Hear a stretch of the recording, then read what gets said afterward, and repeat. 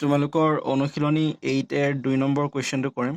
ইয়াৰ আগত আমি যিখন তালিকা আছিলে সেই তালিকাখন কৰিছিলোঁ। তো আজি আমি 2 নম্বৰ কুৱেশ্যনটো কৰিম। তো 2 নম্বৰ কুৱেশ্যনটোত তোমালোকক কৈছে কি এযোৰ জোতাৰ চিহ্নিত মূল্য 750 টকা। এযোৰ জোতাৰ চিহ্নিত মূল্য 750 টকা। জোতাযোৰত 20% ৰেহাই দিয়া আছে। ৰেহাই মূল্য আৰু বিক্ৰী মূল্য নিৰ্ণয় কৰা। চোৱা, মই ইয়াৰ আগৰ দিনাখন কৈছিলোঁ চাগে, যেতিয়া আমি কোনো এটা বস্তু কিনিবলৈ যাওঁ তাত আমি যিটো ৰেহাই পাওঁ সেই ৰেহাইটো আমি চিহ্নিত মূল্যত পাম। মানে প্ৰথমে যিটো দাম কয়, দোকানীজনে যিটো দাম ক'ব বা বস্তুটোত যিটো দাম লিখা থাকিব মানে চিহ্নিত মূল্য, সেইটোৰ ওপৰত আমি ৰেহাই পাম। ধৰি লোৱা বস্তুটোৰ দাম প্ৰথমে আছিল 100 টকা, তাত যদি 20 টকা ৰেহাই দিয়ে তেতিয়াহ'লে বস্তুটোৰ দাম কিমান হ'ব? 80 টকা। তো ঠিক তেনেদৰে সদায় আমি যিটো চিহ্নিত মূল্য থাকে তাৰ ওপৰতহে আমি ৰেহাইটো পাওঁ। এতিয়া দিয়া আছে জোতাযোৰৰ চিহ্নিত মূল্য। জোতাযোৰৰ কি দিয়া আছে? চিহ্নিত মূল্য।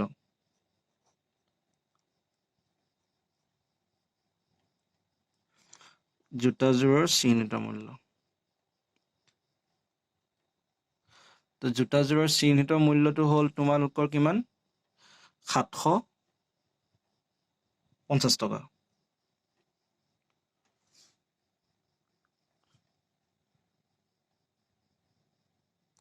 এইটো হ'ল তোমালোকৰ জোতাযোৰৰ চিহ্নিত মূল্য। আৰু লগতে ৰেহাই দিছে তোমালোকক 20%। তো এই 20%টোৰ অৰ্থ কি? 20%টোৰ অৰ্থ হ'ল মানে যদি 100 টকা দামৰ বস্তু এটা কিনা তাত 20 টকা ৰেহাই। এতিয়া তোমালোকে কিনিছা কিমান? 750 টকাৰ এটা বস্তু। তো তাত 20 টকাকৈ ৰেহাই হ'লে কিমান হ'ব? মানে 100 টকাত 20 টকা ৰেহাই হ'ল, আৰু 100 টকাত 20 টকা ৰেহাই হ'ল, আৰু 100 টকাত 20 টকা ৰেহাই হ'ল। তেনেকৈ তোমালোকে 700 টকাৰ কাৰণে কি পাবা? ৰেহাই পাবা।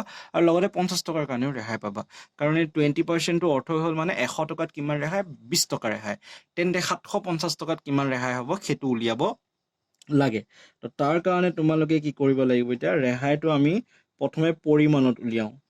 কাৰণ ইয়াত যদি চোৱা ৰেহাইটো তোমালোকক কিহত উলিয়াইছে? শতাংশত দিয়া আছে। তো আমি সেই শতাংশটোক আমি কি কৰিব লাগে? পৰিমাণত বা আমি টকাত উলিয়াব লাগে। তো 750 টকাৰ 20% কিমান হ'ব সেইটো আমি উলিয়াম। তো 750 পূৰণ 20%। পাৰ্চেণ্টটোৰ কাৰণে আমি যিহেতু টকাত উলিয়াবলৈ গৈ আছে, পাৰ্চেণ্ট চিনটোৰ কাৰণে আমি 100টো কি কৰিব লাগিব? হৰণ কৰিব লাগিব। এতিয়া এইটো কি হ'ল? কেনচেল গ'ল। হৈছে 75 দুগুণ কি হ'ব? 150 টকা। তাৰ মানে যদি 100 টকাত তোমালোকৰ 20 টকা ৰেহাই হয় তেন্তে 750 টকাত তোমালোকৰ ৰেহাই হ'ব কিমান? 150 টকা। যিহেতু প্ৰথমে বস্তুটোৰ দাম আছিল 750 টকা, তাৰপিছত ৰেহাই পালে 150 টকা, তো তেতিয়াহ'লে বস্তুটোৰ বিক্ৰী মূল্য কিমান হ'ব? বস্তুটোৰ বিক্ৰী মূল্যটো কি হ'ব? বিয়োগ হ'ব নিশ্চয়। কাৰণ দোকানীজনে প্ৰথমে কৈছিলে বস্তুটোৰ দাম 750 টকা, তাৰপিছত দোকানীজনে ৰেহাই দি দিলে 150 টকা। তো তেতিয়াহ'লে দোকানীজনে কিমানত বেচিব লাগিব? নিশ্চয় 750ৰ পৰা কি হ'ব? 150টো বিয়োগ হ'ব। তো এনচাৰ হ'ব 600 টকা। মানে বস্তুটোৰ বিক্ৰী মূল্য কিমান হ'ব? 600 টকা। হ'ল।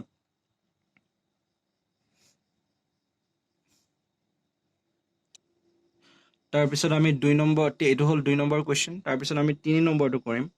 তো 3 নম্বৰটোত তোমালোকক দিছে 15,000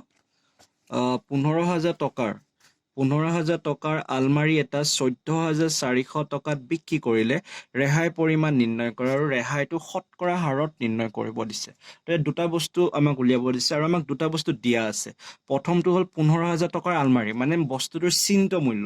প্ৰথমে যিটো দাম আছিলে সেইটো আছিলে 15,000 টকা, আৰু বস্তুটো বেচিলে কিমান? 14,400 টকাত। মানে দোকানীজন আৰু কিনাজনৰ মাজত দৰ-দাম হৈ পেলাই কিনাজনে কিমানত কিনি লৈ গ'ল? 14,400 টকাত কিনি লৈ গ'ল, য'ত কি বস্তুটোৰ দাম আছিল 15,000 টকা। মানে 600 টকা কি হ'ল? কমত কিনি লৈ গ'ল। তো সেইটো কি হ'ল? দোকানীজনে কিনাজনক কি দিলে? ৰেহাই দিলে। মানে ৰেহাই হৈছে কিমান? 600 টকা। আৰু এতিয়া সেই 600 টকাটো আমি কিহত উলিয়াব লাগে? শতাংশত উলিয়াব লাগে, মানে ৰেহাই শতাংশ। আৰু সেই ৰেহাইবোৰ সদায় কিহত ওলায়? চিহ্নিত মূল্যত ওলায়। তো গতিকে আমি সেই 600 টকাটো 15,000 কিমান শতাংশ হয় সেইটো আমি উলিয়াব লাগিব। দুটা বস্তু। তো প্ৰথমতে দিয়া আছে কি?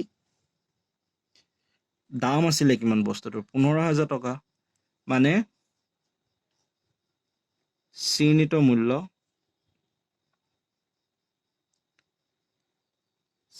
মূল্য আছিলে 15,000 টকা। হ'ল।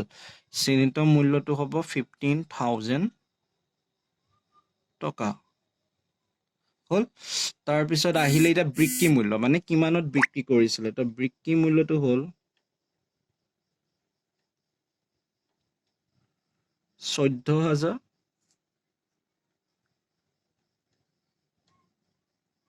14,400 টকা হ'ল এতিয়া যদি চিহ্নিত মূল্য ইমান হয় বিক্ৰী মূল্য ইমান হয় তেন্তে ৰেহাই কিমান হ'ব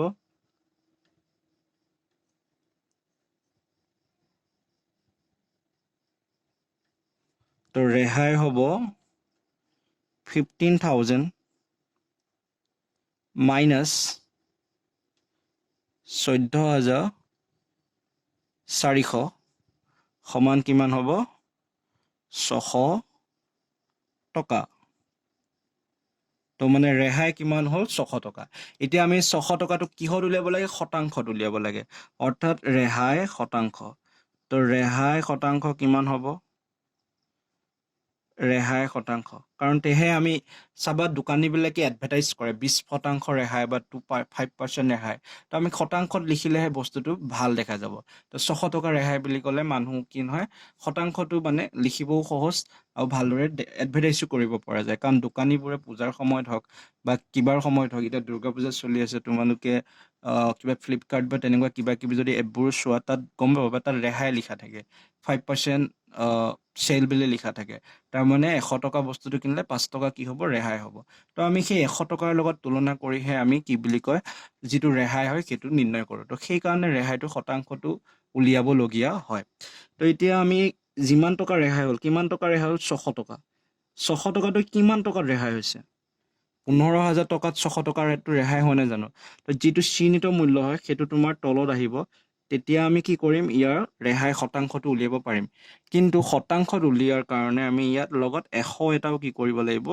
পূৰণ কৰিব লাগিব কাৰণ আমি শতাংশত উলিয়াবলৈ গৈ আছো তেতিয়া এইটো 0 ইয়াৰ লগত কেনসেল গ'ল আৰু এইটো 0 ইয়াৰ লগত কি হ'ব কেনসেল গ'ল তো বাকি থাকিল কিমান 15 4 গুণ 60 অৰ্থাৎ এনসাৰটো আহিলে কিমান 4% তো ৰেহাই শতাংশটো কিমান হ'ব 4% হ'ব উত্তৰ তাৰপিছত আহিলে 4 নম্বৰটো তো 4 নম্বৰ কোৱেশ্চনটো যদি আমি চাওঁ 4 নম্বৰটো তোমাক কৈছে কি এটা ঘড়ীত 5% ৰেহাই দি 950 টকাত বিক্ৰী কৰিলে ঘড়ীটোৰ চিহ্নিত মূল্য আৰু ৰেহাই পৰিমাণ নিৰ্ণয় কৰা তো ইয়াত কি কৈছে আমাক চিহ্নিত মূল্যটো দিয়া নাই মানে প্ৰথমে দোকানীজনে বস্তুটোৰ দাম কিমান কৈছিলে বা বস্তুটোৰ দাম কিমান ৰাখিছিলে সেইটো কথা আমাক কোৱা নাই ডাইৰেক্ট কৈছে যে বস্তু এটা আছিলে তাত এটা দাম আছিলে তো সেই দামটোৰ ওপৰত 5% কি কৰিছে ৰেহাই দিছে তো 5% ৰেহাই দিয়াৰ পিছত বস্তুটোৰ দাম হ'ল 950 টকা তো এতিয়া সুধিছে যে কিমান ৰেহাই দিছিলে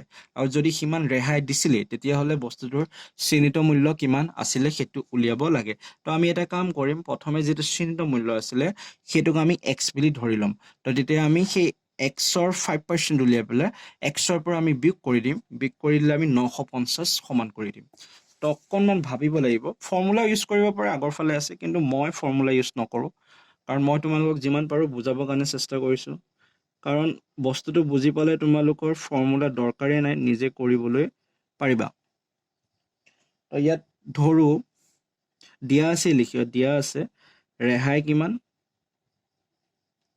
5% হ'ল তাৰপিছত কৈছে বিক্ৰী মূল্য কিমান হয় 950 টকা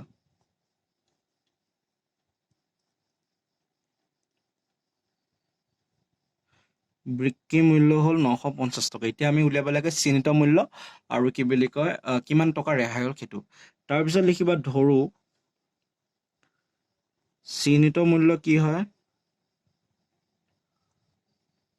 x হ'ল চিহ্নিত মূল্যটো কি ধৰি ল'লো x এতিয়া আমি কি জানো ৰেহাইটো সদায় কিহত হয় চিহ্নিত মূল্যৰ ওপৰত হয় ধৰি লোৱা বস্তুটোৰ দাম আছিল 100 টকা তাত 5% ৰেহাই দিলে তো 100 টকাৰ 5% কি হয় 5 টকা হয় ধৰি লোৱা বস্তুটোৰ দাম আছিলে 100 টকা হ'ল তো 100 টকাত কি হয় যদি 5% ৰেহাই থাকে তাৰমানে 100ৰ 5% কি হয় 5 টকা তো তেতিয়া 100ৰ পৰা 5টো বিয়োগ কৰিলে কিমান হ'ব 95 টকা হ'ব হয় না তো ঠিক তেনেদৰে আমি ইয়াত কি কৰিম x ৰ 5% উলিয়াই x ৰ পৰা কি কৰি দিম বিয়োগ কৰি দিম তো এতেকে x মাইনাছ কি হ'ব এক্সৰ 5% সমান কিমান হ'ব 950 এই লাইনটো বুজি পাইছা বস্তুৰ দাম ধৰিলো এক্স মানে চিহ্নিত মূল্য এক্স তো সেই চিহ্নিত মূল্যৰ কিমান ৰেহাই হ'ল 5% আৰু ৰেহাইটো আমি সদায় কি কৰিব লাগে বিয়োগ কৰিব লাগে তো সেইকাৰণে এক্সৰ 5% টো এক্সৰ পৰা কি কৰিছো বিয়োগ মানে চিহ্নিত মূল্যৰ 5% টো চিহ্নিত মূল্যৰ পৰা বিয়োগ কৰিছো তো বিয়োগ কৰাৰ পিছত আমাৰ দামটো কিমান হ'ল 950 টকা হৈ গ'ল তো ইয়াৰ পৰা এতিয়া আমি এক্সটো উলিয়াই দিব পাৰিম এক্স মাইনাছ ৰ মানে কি পূৰণ 5% 950 টকা শতাংশৰ ক্ষেত্ৰত ৰটোৱে কি বুজায় পূৰণ বুজায় এতিয়া x minus x into 5/100 সমান 950 টকা তো এইটো কি হ'ল এতিয়া আমি লসাগু যদি লওঁ 100 তো এইটো আহিলে 100x ওপৰত এইটো 5x থাকিব তো ইফালে থাকিলে 950 হ'ল এতিয়া 100x ৰ পৰা 5x গ'লে বাকি থাকিব 95x 95 into 100 হৈ যাব কাৰণ এইটো ইয়াত কি হৈছিলে হৰণ হিফালে গলে কি হ'ব পূৰণ হল এতিয়া x equal to কি হ'ব 950 into 100 divided by 95 তো 95 ইয়াক কেনসেল গ'ল 10 বাৰ তো বাকি থাকিব কিমান 10 পূৰণ 100 অৰ্থাৎ 1000 আহিলে তো বস্তুটোৰ দাম কিমান হ'ল 1000 আছিল মানে প্ৰথমে যে বস্তুটো আছিল তাৰ চিহ্নিত মূল্য আছিল 1000 কিন্তু বিক্ৰী কৰিছিল কিমান 950 টকাত তো বস্তুটোৰ দাম যদি 1000 টকা আছিল আৰু যদি বিক্ৰী কৰিছিল 950 টকাত তেন্তে ৰেহাই কিমান হ'ব ৰেহাই 1000 minus 950 অৰ্থাৎ ৰেহাই দিছিল 50 টকা হল তো বস্তুটোৰ ৰেহাই কিমান দিছিল 50 টকা কাৰণ বস্তুটোৰ আমি চিহ্নিত মূল্য উলিয়াই পেলাই পালো যে 1000 টকা হয় আৰু বেচিছিল 950 টকাত গতিকে ৰেহাই কিমান হ'ব 50 টকা হ'ব ঠিক আছে তো এইখিনি আছিল এইটো ভিডিঅ'ত তাৰ পিছত আমি বেলেগ এটা ভিডিঅ'ত আকৌ পঢ়িম তো বস্তুখিনি অকমান নিজে আইডিয়া কৰিবলৈ চাব বুজিবলৈ চাবা একেবাৰে সহজ হয় কিন্তু ফৰ্মুলা যদি মনত ৰাখি কৰিব বিচাৰা সেইবোৰো কৰিব পাৰা চাব পাৰা কিতাপত আছে ফৰ্মুলা মই কিন্তু এনেকেই কৰিম